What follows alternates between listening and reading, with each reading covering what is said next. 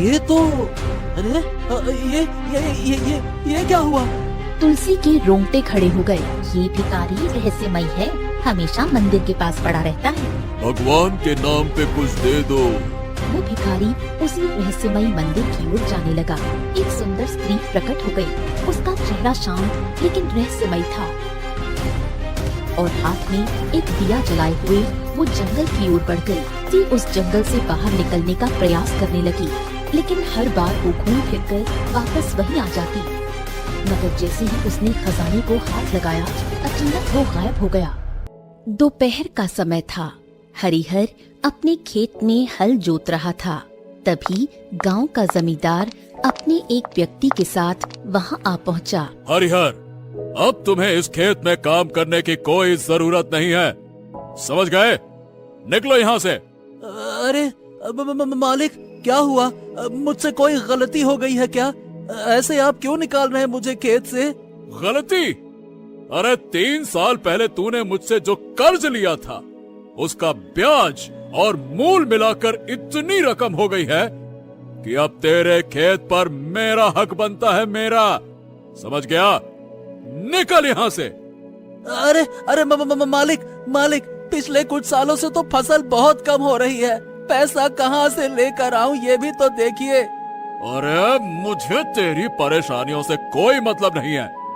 मैं अभी खेत पर कब्जा नहीं कर रहा हूँ, पर तुझे यहाँ खेती करने की इजाजत भी नहीं दूंगा। जा, मेरा पैसा चुकता कर और अपना खेत अपने नाम कर। समझ गया? जमींदार अपने व्यक्ति के साथ क्रूरता से मुस्कुराता हुआ वहां से चला गया। हरिहर निराश होकर हल वहीं छोड़ घर लौट आया। हरिहर की पत्नी ललिता और बेटी तुलसी दरवाजे पर उसकी राह देख रही थीं। हरिहर अंदर आ गया। उसके चेहरे पर चिंता और आंखों में आंसू थे। क्या हुआ पिताजी? आप इतने उदास क्यों हैं? जमींदार ने मुझे खेत से निकाल दिया तुलसी। अब उसे ब्याज समेत पूरा पैसा चाहिए, और वो भी जल्दी से जल्दी, तब वो मुझे खेत पर घुसने देगा, पैर रखने देगा। बताओ भला। अब क्या होगा? हम तो भूखे मर जाएंगे। नहीं माँ, चिंता मत करो। मैं दूसरों के घर बर्तन मांज लूंगी, खेतों में काम करूंगी, लेकिन आपको भूखा नहीं मरने दूंगी। तुलसी, तू तो मेरे लिए बेटा बनकर जी रही है। तभी दरवाजे के बाहर से एक भिखारी की कमजोर आवाज आई। भगवान के नाम पे कुछ दे दो। अरे भगवान के नाम पे कुछ दे दो बेटा, भगवान के नाम पे दे दो। भूखा हूँ बेटा, भूखा हूँ। जाकर कुछ दे दे उसे। तुलसी आगे बढ़ी और दरवाजा खोला। बाहर एक बूढ़ा भिखारी खड़ा था। रुको बाबा, मैं अभी लाती हूँ। तुलसी अंदर गई और आटे का थोड़ा हिस्सा भिखारी को दे दिया। खुश रहो बेटी, खुश रहो। भगवान तुम्हारी रक्षा करे। भिखारी चुपचाप चला गया। हरिहर ने खिड़की से देखा।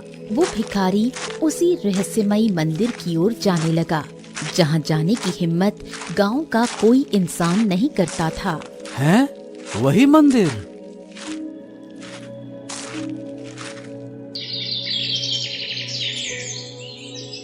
अगली सुबह तुलसी खेत में घास काट रही थी।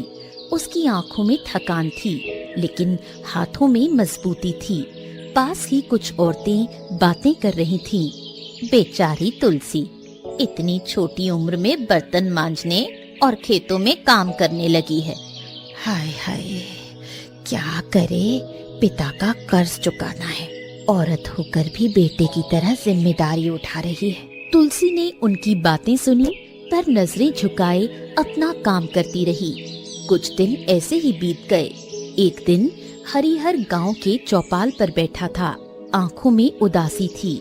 सामने से गुजरती तुलसी को देखा तो उसकी आंखें भर आईं। मेरी बेटी काम करने के लिए मजबूर हो गई।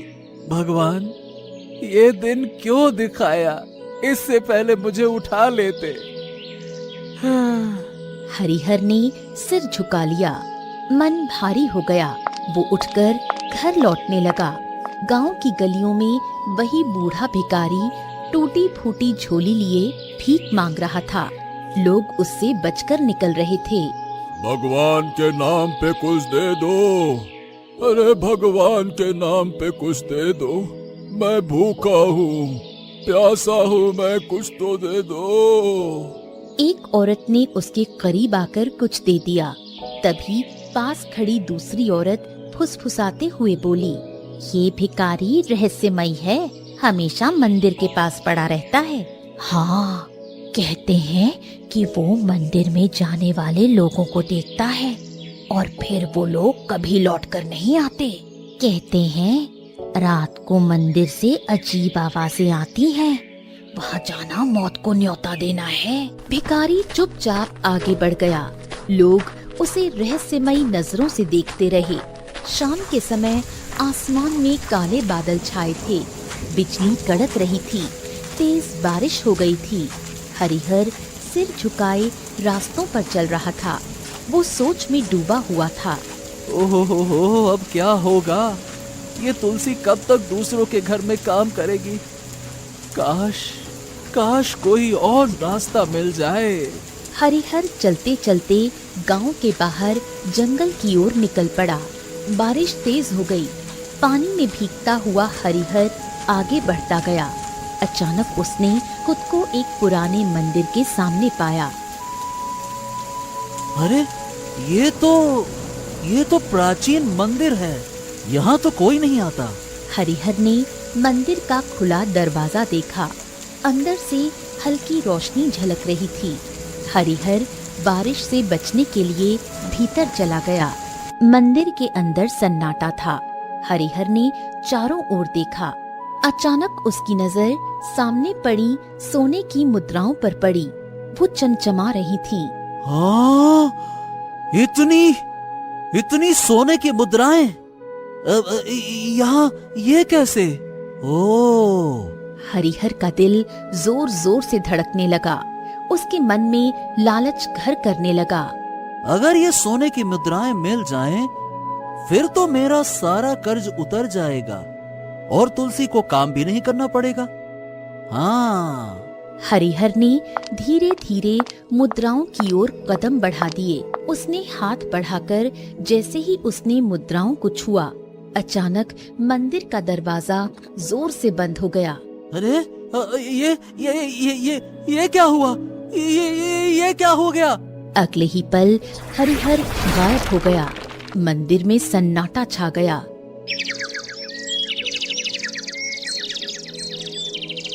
कुछ दिन बीत गए।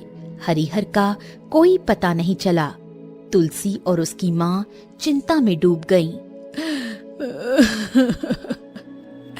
कहाँ चले गए तुम? माँ, मैं पिताजी को ढूंढ कर लाऊंगी।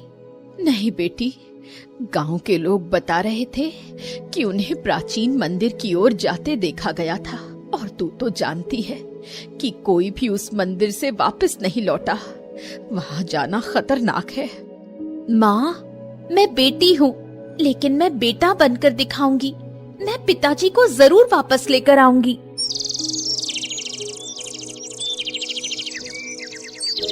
रात के समय पूरा गांव सो चुका था।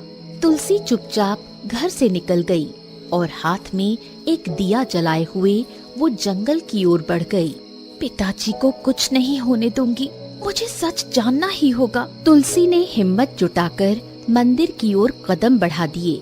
कुछ देर बाद तुलसी मंदिर के पास पहुंच गई। वो भिखारी अपनी जगह पर सिर झुकाए बैठा था, जैसे गहरी नींद में हो। तुलसी धीरे धीरे उसके पास पहुंचकर बोली, बाबा। भिखारी ने आंखें खोल ली। क्या चाहिए लड़की? आप इस मंदिर के पास रहते हैं? आपने मेरे पिता को देखा था? तुम्हारे पिता मंदिर के दरवाजे तक गए थे और फिर मंदिर ने उन्हें निगल लिया। मतलब? जो इस मंदिर के रहस्य को नहीं जानता वो इसमें जाने के बाद लौट कर नहीं आता। तुलसी के रोंगटे खड़े हो गए। मुझे सब कुछ बताइए। अगर जानना चाहती हो तो कीमत चुकानी होगी। जो भी कीमत हो मैं चुकाऊंगी। भिखारी रहस्यमय तरीके से मुस्कुराते हुए बोला। यहाँ से चली जाओ लड़की। सच तो यह है कि मैं तुम्हें चाहकर भी कुछ नहीं बता सकता। अगर मैं तुम्हें कुछ भी बताने का प्रयास करूंगा तो जलकर भस्म हो जाऊंगा। तुम्हें अगर रहस्य का पता लगाना ही है तो स्वयं इस मंदिर के अंदर जाना होगा, और इस मंदिर के अंदर जो भी जाता है वो या तो वापस नहीं आता, और अगर आता है तो शायद कुछ और ही बनकर आता है। और बनकर आता है से आपका क्या मतलब है? तभी वहाँ पर एक व्यक्ति राजसी पोशाक पहने आ पहुँचा। उसकी आंखों में विचित्र सी खामोशी थी, जैसे वो भी कुछ खोजने आया हो। आप कौन हैं? मैं इस राज्य का राजकुमार हूँ और मैं इस मंदिर का रहस्य सुलझाने आया हूँ। तुलसी के माथे पर चिंता की लकीरें उभर आईं। आप इस मंदिर के बारे में क्या जानते हैं? राजकुमार के चेहरे पर रहस्यमयी उदासी थी। हाँ, बरसों पहले मेरे दादा भी इस मंदिर में गए थे और फिर कभी लौट कर नहीं आए। मेरे पिता भी इसी मंदिर में गए थे और लापता हो गए। कुछ पलों तक दोनों के बीच सन्नाटा रहा। अचानक भिखारी अपनी जगह से उठकर खड़ा हो गया। आज उसकी आंखों में गहरी रहस्यमय चमक थी। अगर तुम दोनों अंदर जाना ही चाहते हो तो याद रखना, ये मंदिर केवल उन्हीं को स्वीकार करता है जो अपने मन में कोई लालच नहीं रखते। याद रखना। मैं केवल अपने पिता को खोजने आई हूँ। हाँ, और मैं अपने दादा का सच जानने आया हूँ। तो जाओ और देखो ये मंदिर तुम्हें स्वीकार करता है या नहीं। जाओ। तुलसी और राजकुमार धीरे धीरे मंदिर की सीढ़ियां चढ़ने लगे। मंदिर का दरवाजा पहले से खुला था, जैसे उनका ही इंतजार कर रहा हो। तुलसी ने गहरी सांस लेते हुए भीतर कदम रख दिया। राजकुमार भी उसके साथ अंदर चला गया। जैसे ही वो दोनों अंदर गए, उन्होंने मंदिर के अंदर स्वयं को एक तहखाने के अंदर पाया, जहाँ पर विशाल स्वर्ण मुद्राओं का ढेर लगा हुआ था।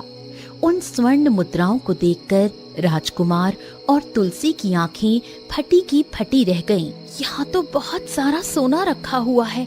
ऐसा लगता है जैसे कि वो प्राचीन खजाना हो। बाप रे बाप, तुम सही कह रही हो।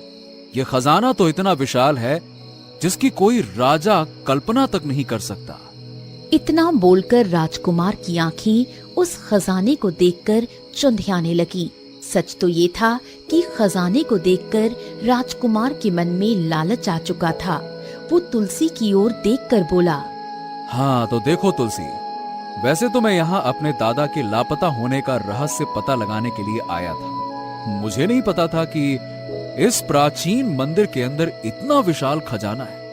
बाप रे!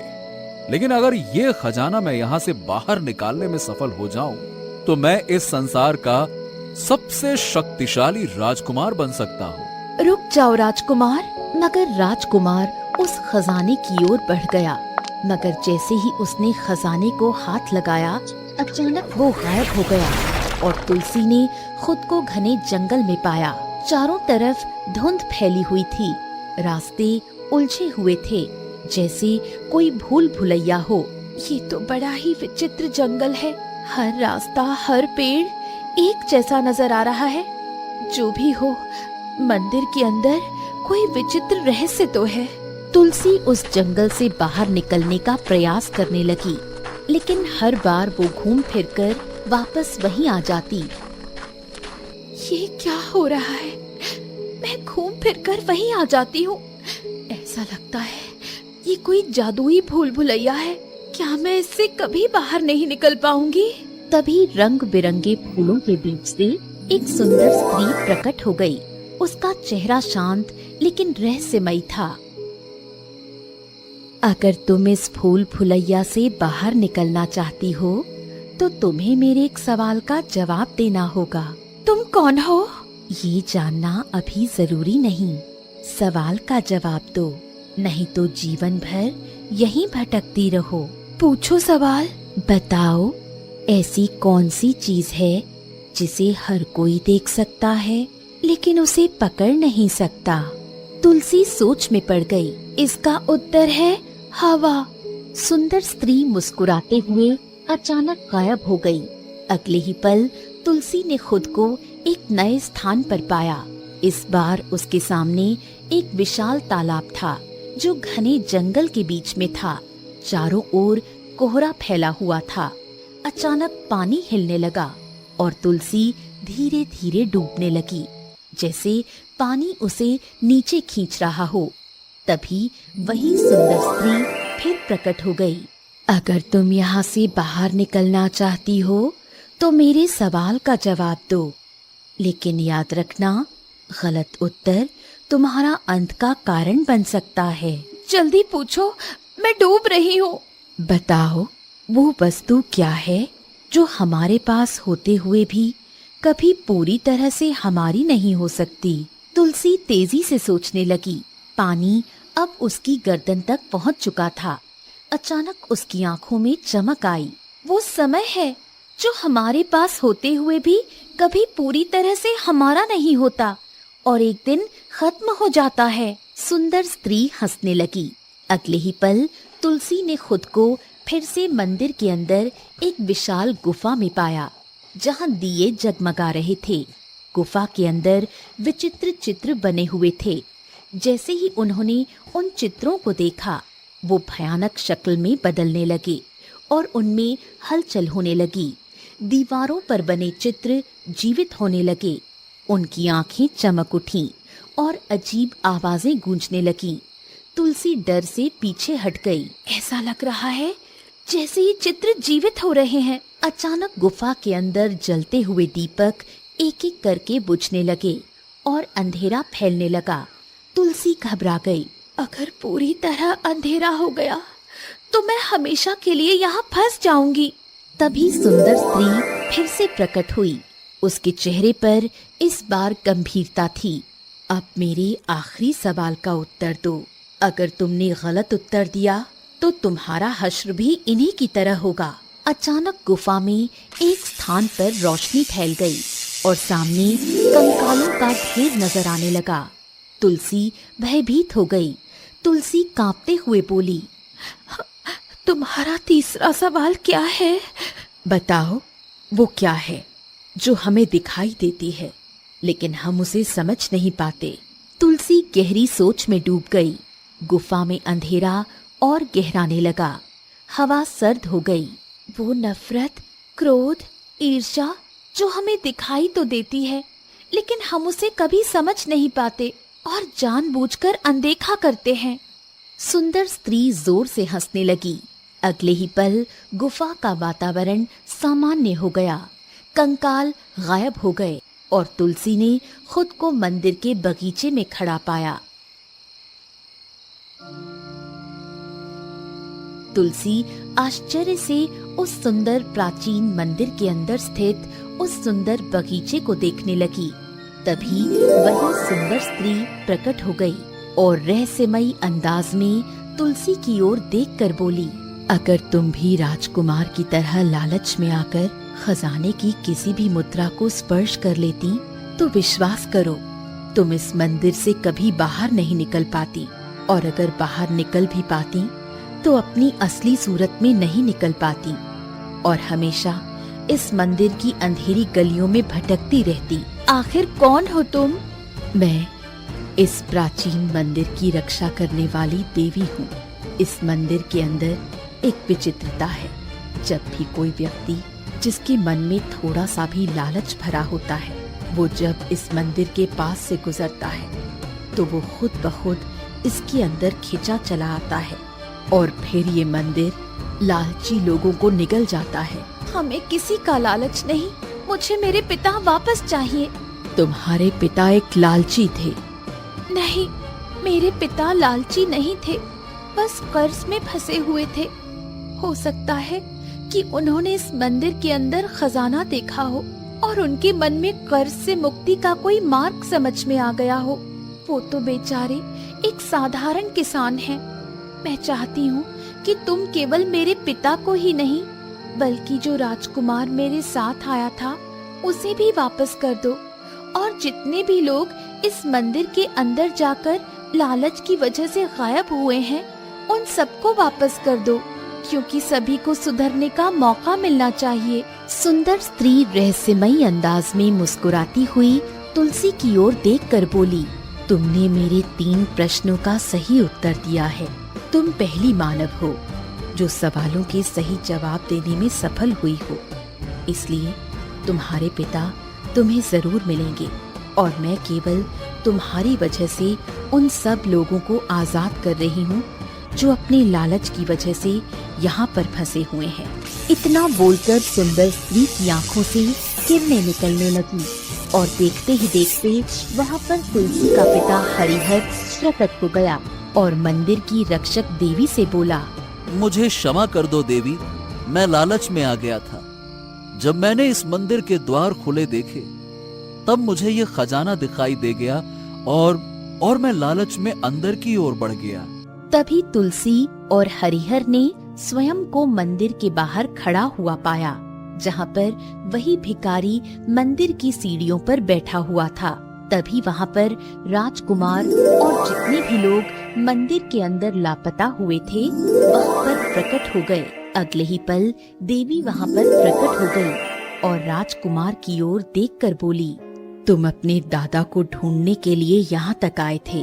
वो रहे तुम्हारे दादा, वो भिखारी ही तुम्हारे दादा हैं। ये सुनकर राजकुमार आश्चर्य में पड़ गया।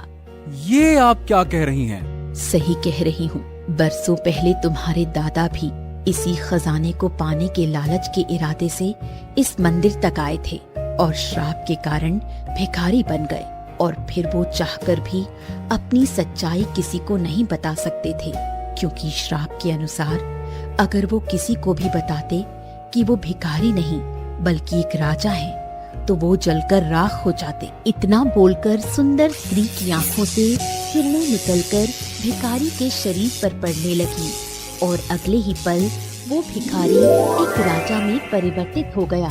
राजकुमार अपने दादा को तुरंत पहचान गया। दादाजी? ओ, तो आप इतने वर्षों तक भिखारी बने रहे? हाँ, ये सब मेरे पापों का फल है।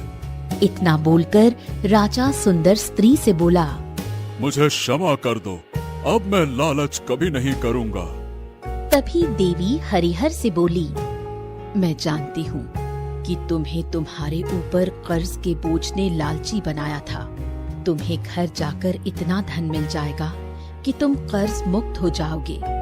सुंदर स्त्री रहस्यमयी अंदाज में मुस्कुराती हुई वहाँ से गायब हो गई। सुंदर स्त्री के गायब होने के बाद राजकुमार मुस्कुराते हुए तुलसी की ओर देखकर बोला, तुलसी, मैं तुम्हारी वजह से इस मंदिर से आजाद हुआ और तुम्हारी ही वजह से मुझे मेरे दादाजी वापस मिले। तुम्हारा बहुत बहुत धन्यवाद। धन्यवाद। राजकुमार की बात सुनकर तुलसी मुस्कुराने लगी। इतना बोलकर राजकुमार अपने दादा को लेकर अपने राज्य की ओर निकल गया। तुलसी अपने पिता हरिहर को लेकर अपने गांव की ओर निकल गई। घर पर जाकर तुलसी और हरिहर ने देखा कि एक कमरे में स्वर्ण मुद्राओं का ढेर लगा था।